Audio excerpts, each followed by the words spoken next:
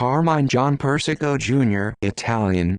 Modifier letter vertical line Carmine, modifier letter vertical line P, Latin small letter open A or C, modifier letter triangular colon Co, August 8, 1933, March 7, 2019, also known as Junior, the Snake and Immortal, was an American mobster and the longtime boss of the Colombo crime family in New York City from 1973 until his death in 2019.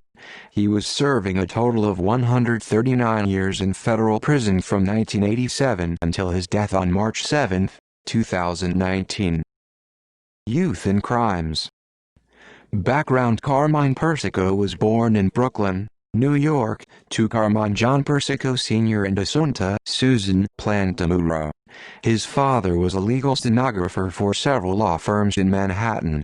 His brothers Theodore Persico and Alphonse "Alley Boy" Persico, died 1989, also became co-regimes in the Colombo crime family.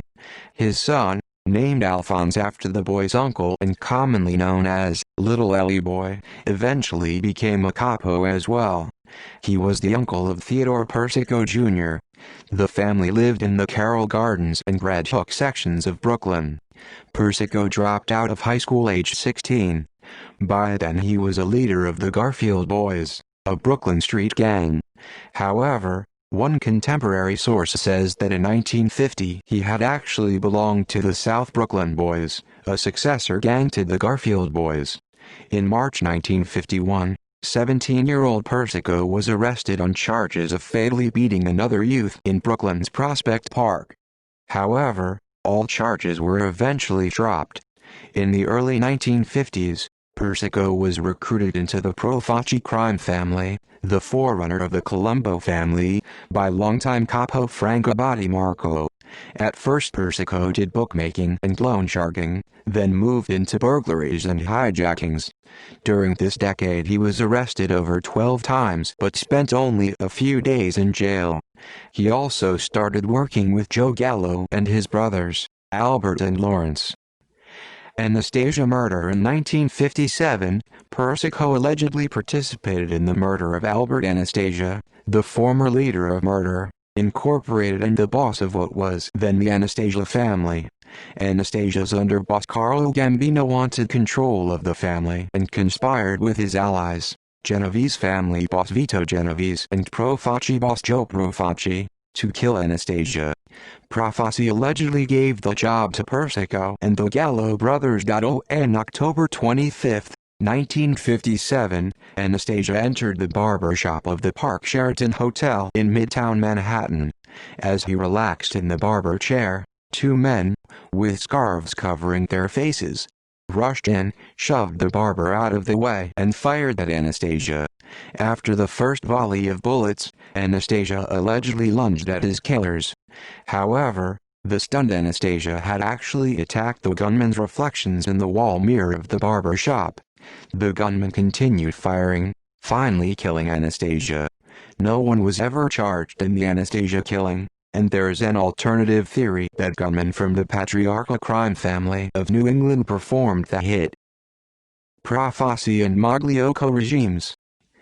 The Gallo faction. By the late 1950s, Persico and the Gallos were becoming increasingly dissatisfied with Profaci's leadership. Profaci demanded high tribute payments from family members and was viewed as a wealthy autocrat. The First Colombo War started on November 4, 1959, when Profaci's gunman murdered Battimarco on a Brooklyn street. Battimarco had stopped paying tribute to Profaci earlier that year with the support of the Gallo faction. It is speculated that Carlo Gambino and Lucchese family boss Tommy Lucchese were encouraging the Gallos to challenge Profaci, their enemy. When Profaci took Battimarco's lucrative rackets away from the Gallos, the warfare began. On February 27, 1961, the Gallos, led by Joe Gallo, kidnapped four of Profaci's top men, underboss Joseph Magliocco, Frank Profaci, Joe Profaci's brother, Capo Salvatore Musacchia and soldier John Scimone. Profaci himself eluded capture and flew to sanctuary in Florida. While holding the hostages, Larry and Albert Gallo sent Joe Gallo to California.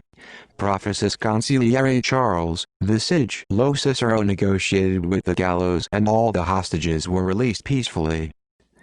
Changing sides, however, Profaci had no intention of honoring this peace agreement. On August 20, 1961, Joseph Profaci ordered the murder of Gallo members Joseph, Joe Gelli, Guio Ely and Larry Gallo. Gunmen allegedly murdered Joey after inviting him to go deep-sea fishing. Gallo survived a strangulation attempt in the Sahara Club of East Flatbush by Persico and Salvatore Sally D'Ambrosio after a police officer intervened. The Gallos then began calling Persico the Snake. He had betrayed them. The war continued on, resulting in 9 murders and 3 disappearances. He was indicted later that year for the attempted murder of Gallo, but the charges were dropped when Gallo refused to testify. On June 6, 1962, Profaci died of cancer and Magliocco became the new family boss. However, the war with the Gallo faction continued. In early 1963, Persico survived a car bombing and his enforcer Hugh McIntosh was shot in the groin as he attempted to kill Larry Gallo. On May 19, 1963, Gallo gunmen ambushed Persico in the Gowina section of Brooklyn. A panel truck pulled alongside Persico's car and 2 men shot him in the face, hand and shoulder. Persico reportedly spat out the bullet that had entered his face. Soon after this attempt on his life, Persico was imprisoned on extortion charges. By the fall of 1963, with Joey Gallo also imprisoned, the shooting war had ended with Magliocco the winner. In late 1963, after an unsuccessful attempt to take over the commission, Magliocco was forced into retirement. He was replaced by Colombo, who had alerted the commission to Magliocco's plot. The Profaci crime family was now the Colombo crime family. In turn, Colombo rewarded the imprisoned Persico by naming him a capo. Colombo regime. Profitable crew. After becoming capo, Persico was constantly on the streets. He was involved in labor racketeering, extortion, loan sharking, hijacking, illegal gambling and especially murder for hire. By the late 1960s, Persico's crew was one of the most profitable in the Colombo family. In 1968, Persico was convicted on federal hijacking charges after 5 separate trials dating back to 1960. On January 27, 1972, he was finally sent to prison on these charges, where he would spend 8 years. The trial was noted for the only appearance of former mobster Joseph Valachi as a prosecution witness. Colombo and Gallo shootings. In February 1971, Joey Gallo was released from prison. On June 28, Colombo was shot and severely wounded at the second annual Italian-American Civil Rights League rally in Manhattan. The shooter, a black ex-convict named Jerome Johnson, was immediately shot dead by Colombo's bodyguards. Colombo survived in a paralyzed state until his death on May 22, 1978. Police concluded that Johnson was the sole shooter. Both law enforcement and the Mafia assumed Gallo had organized the hit. He had built ties with black gangsters while in prison and, upon his release, threatened to start another gang war unless he received $100,000 compensation. On November 11, 1971, Persico went on trial in state court on 37 counts of extortion, usury, coercion and conspiracy, all stemming from the loan sharking operation out of a Manhattan fur shop. On December 8, a jury acquitted him of all charges. All 12 prosecution witnesses said they could not identify Persico. After the Colombo shooting, underboss Joseph Iacovelli assumed the role of acting boss. Looking for revenge, Albert Gallo sent a gunman from Las Vegas to the Neapolitan Noodle restaurant in Manhattan, where Iacovelli, Alphonse Persico, and Gennaro Langella were dining one day. However, the gunman did not recognize the mobsters and shot 4 innocent diners instead, killing 2 of them. After this assassination attempt, Iacovelli fled New York, leaving Carmine Persico as the new boss, with Carmine himself coordinating the suppression of the gallows. On April 7, 1972, Joey Gallo was shot and killed by Persico gunmen as he was celebrating his birthday at Umberto's Clem House in Manhattan's Little Italy. Persico regime. Prison. In 1973, Persico was imprisoned on hijacking and loan sharking charges, and sentenced to 8 years in prison. His incarceration coincided with the release of his brother Alphonse from 17 years in prison. Persico designated Alphonse as acting boss with support as underboss from Gennaro Langella and Carmine's other brother, Theodore. Langella supervised various labor rackets for the family, including their stake in Concrete Club, and exerted control over various labor unions, including Cement and Concrete Workers District Council, Local 6A. In 1979, Carmine was released from federal prison. On August 11, 1981, Persico pleaded guilty to a conspiracy charge of attempting to bribe an IRS agent from 1977-78 while in federal custody. The evidence included a recording of Persico offering the agent $250,000 in exchange for getting him an early release from prison. On November 9, 1981, Persico was sentenced to 5 years in federal prison. Federal fugitive. On October 14, 1984, Persico and the rest of the Colombo family leadership were indicted on multiple racketeering charges as part of the Colombo trial. After the indictment was published, Persico went into hiding.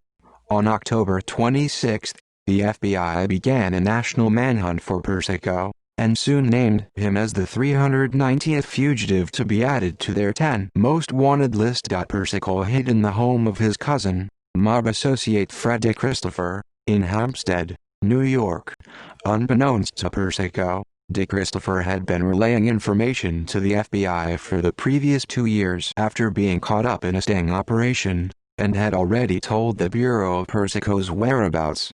The FBI concocted the fake manhunt to shield DeChristopher, who would later provide damning testimony against Persico as a key witness for the prosecution.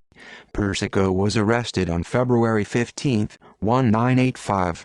On July 1, Persico pleaded not guilty along with 11 other New York Mafia leaders, after a previous indictment on a second set of racketeering charges as part of the Mafia Commission trial. Prosecutors aimed to strike at all the crime families at once using their involvement in the commission. According to Colombo hitman and FBI informant Gregory Scarpa, Persico and Gambino boss John Gotti backed a plan to kill the lead prosecutor and future New York mayor, Rudy Giuliani, in late 1986, but it was rejected by the rest of the commission. Life imprisonment. Colombo and commission trials. At the start of the commission trial, Persico decided to serve as his own lawyer. He believed that his history of convictions gave him sufficient experience to defend himself. His co-defendants vehemently disagreed with this decision, and the judge warned Persico that he would be waiving incompetent counsel as the grounds for an appeal. Persico received counsel from lawyers to help guide him when the prosecutors questioned him. He tried to project a friendly image to the jury and urged them to put aside any preconceptions about the Mafia or Cosa Nostra. Many believe that Persico inadvertently sabotaged his own defense by acknowledging criminal activities during his cross-examinations of prosecution witnesses. On June 14, 1986, Persico was convicted of racketeering in the Colombo trial. On November 17, he was sentenced to 39 years in prison. The sentencing judge, John F. Keenan, nonetheless praised Persico's performance as his own lawyer in the commission trial and said, "Mr. Persico, you're a tragedy. You are one of the most intelligent people I have ever seen in my life." On November 19, Persico and the other commission trial defendants were convicted on all charges.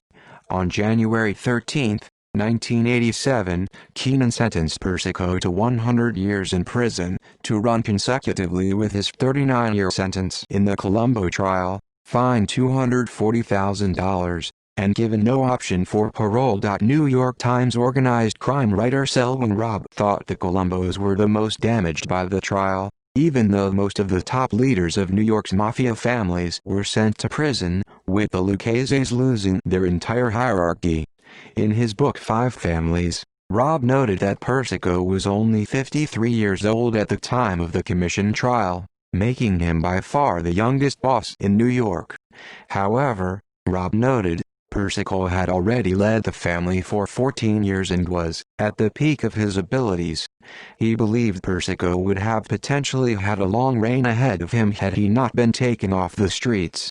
By comparison, the other bosses were in their 70s, and would have likely passed the reins to men of Persico's generation even without the trial intervening. Persico was sent to United States Penitentiary near Marion, Illinois, to serve his combined 139-year sentence. By 2017, Persico was in the medium-security Federal Correctional Complex in Butner, North Carolina. The facility has medical facilities for elderly inmates. Press reports indicated he had become friends with convicted fraudster Bernie Madoff. Revenge. In June 1987, Persico ordered acting boss Joel Kakis to kill lawyer William Aronwald, a retired prosecutor who had allegedly been disrespectful to the Mafia. Kakis delegated the job to two hitmen who mistakenly killed Aronwald's father George. In response to outrage from the other New York families, Kakis recruited two more gunmen to kill the first hit team. After those murders were accomplished, Kakis killed the second set of gunmen. In 2004, Kakis would plead guilty to the Aronwald murder. No charges were filed in against Carmine Persico. Brooklyn rivalry. Persico realized that he would likely die in prison, and would thus never be able to resume active control of the family. He was, however, determined to ensure that his cut of the Colombo rackets continued to flow to his relatives. To that end, soon after he was sentenced, he named his brother, Ali Boy, as acting boss. Ali Boy did not reign long, however. He was arrested for loan sharking and averted bail. Persico then named a three-man ruling panel to run the family. In 1988, he dissolved the panel and named Victor Little Vic Orena, a loyal couple from Brooklyn, as temporary acting boss, while giving Orena the power to induct members and order murders on his own authority, unusual for an acting boss. Persico made it clear that Orena was merely a placeholder until Persico's son, Little Ali Boy, was released from prison. Indeed, Persico picked Orena in part because he was the capo of Little Ali Boy's old crew. Knowing that Little Ali Boy would be 40 years old by the time he was paroled, Carmine wanted to ensure that his son would be able to inherit the family's riches as soon as he was released. In 1990, the government transferred Persico to what was then the United States Penitentiary in Lompoc, California. There he established an Italian cultural club for the inmates. He socialized with people such as Patriarca family consigliere Joseph Russo and Lucchese family associate Anthony Center. Persico formed the Lompoc Four, a band in which Russo played guitar and Persico played drums. By 1991, Orena had become disgruntled with the current leadership scheme and was tired of the constant stream of orders that he received from Persico in prison. He also grew to resent that he would have to turn over the family to Little Ali Boy. Gotti encouraged Orena's rebellion, since he and Persico had long been enemies, and went so far as to label Persico a rat, the worst possible accusation for a Cosa Nostra figure. In the spring of 1991, Orena made a push to become boss in his own right. He requested that Consigliere Carmine Sessa quietly poll all the Colombo capos as to whom they wanted as boss.